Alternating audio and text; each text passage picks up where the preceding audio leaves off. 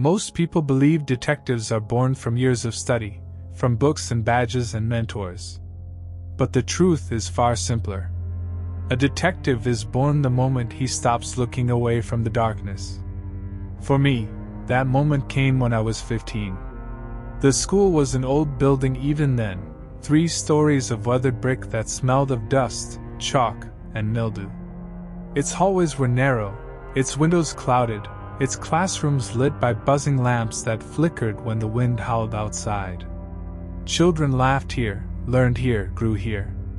But in the cracks between the lessons and games, something else lived.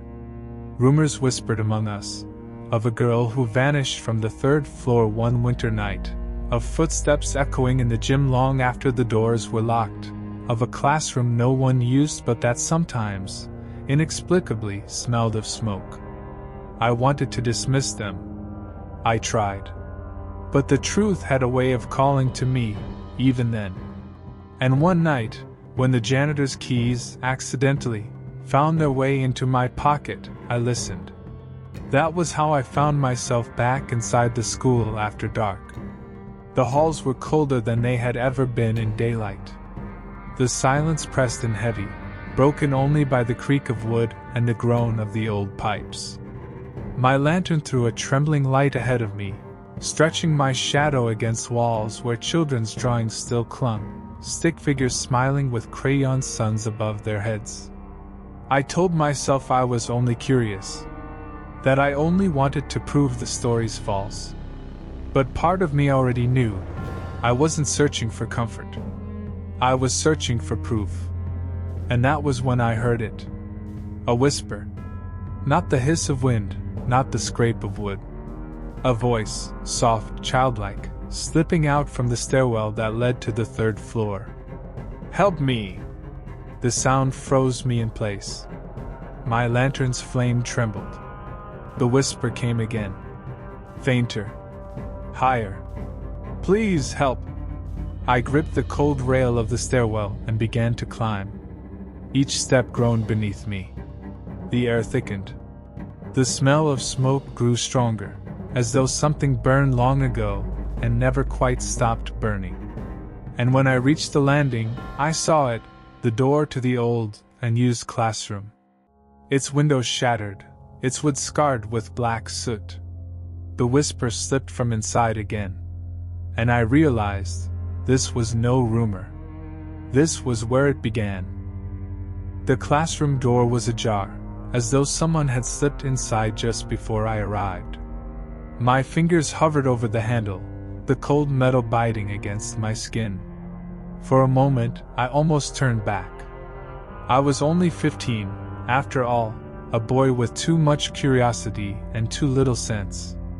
But the voice came again, and hesitation was no longer an option. I pushed the door open. The smell hit me first. Burnt wood, old smoke, the faint stench of something damp and rotten. My lantern light swept across broken desks and toppled chairs, the floor scarred by dark stains that looked like char and ash. The blackboard still bore faint chalk lines, but they weren't words, more like claw marks dragging across the surface. And then I saw her. Or what I thought was her.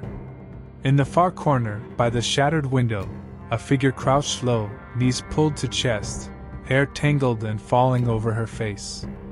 Her clothes were the same as the uniform we wore, but torn, dirty, scorched in places. "Help!" the voice whispered again, but her lips didn't move.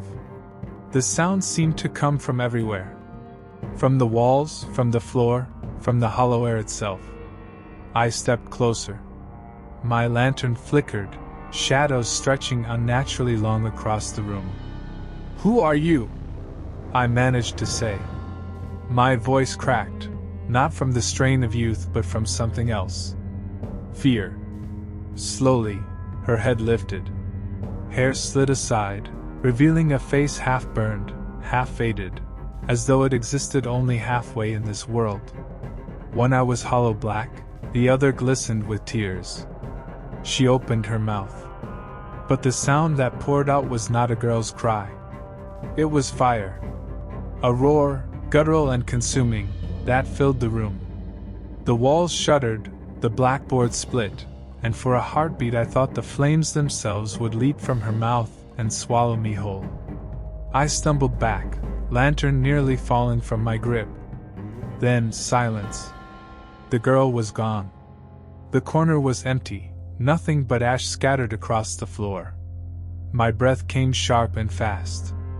My hands trembled. But I wasn't alone. Because etched into the wall above the window, freshly carved into the soot-stained wood, were words no child's hand could have written. Find the truth beneath the fire. The air grew still. My lantern steadied. And in that silence, in that blackened ruin of a classroom, I felt something awaken inside me. It wasn't courage. It wasn't fear. It was the certainty that I had just stepped into a mystery far deeper than I could ever walk away from. That was the night I understood what I would become. Not just a boy chasing shadows, but a detective. The message on the wall burned itself into my thoughts. Find the truth beneath the fire. I stood there for a long time, my lantern trembling in my hand, listening to the silence of the abandoned classroom.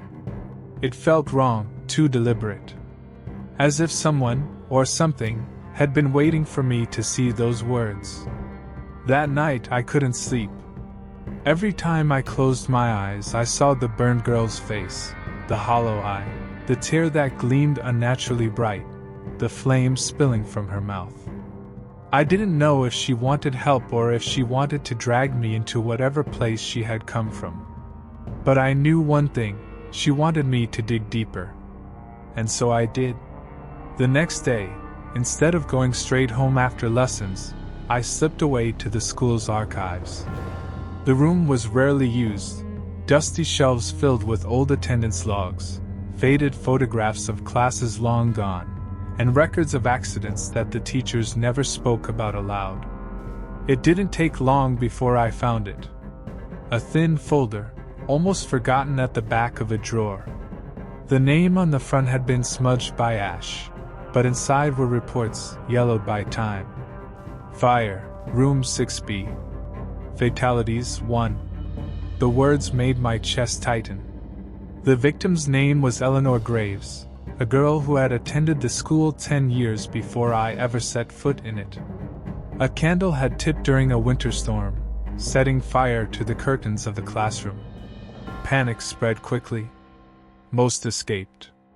Eleanor did not. She was found near the window. Burned. The only one who never made it out. And yet, the file didn't end there. Tucked behind the report was a newspaper clipping, dated 2 years later. Local residents report strange lights, voices at burned schoolhouse. The building had been repaired and reopened, but rumors of the girl in the flames had followed it ever since.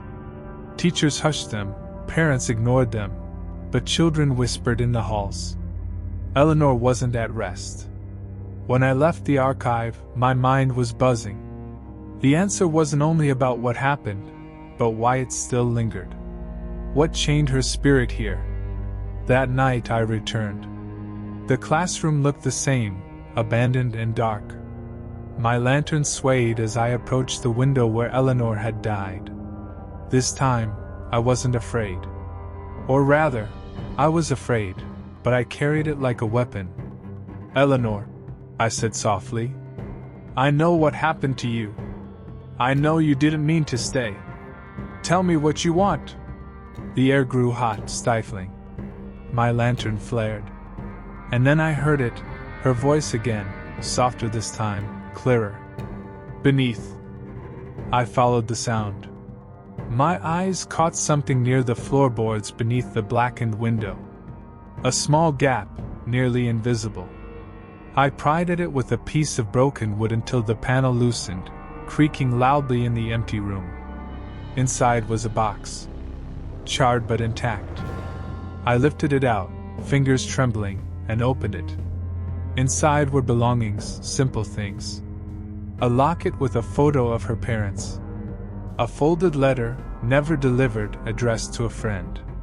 and a ribbon, half burned but still red, tied neatly as though she had placed it there herself. My chest tightened. This was what she had clung to. Not rage, not vengeance. Memory. Love. Things the fire had nearly destroyed but could not erase. I placed the box carefully on the windowsill, where the moonlight touched it. "I'll make sure they remember you," I whispered. For the first time, the room felt lighter. The air cooled, the silence softened.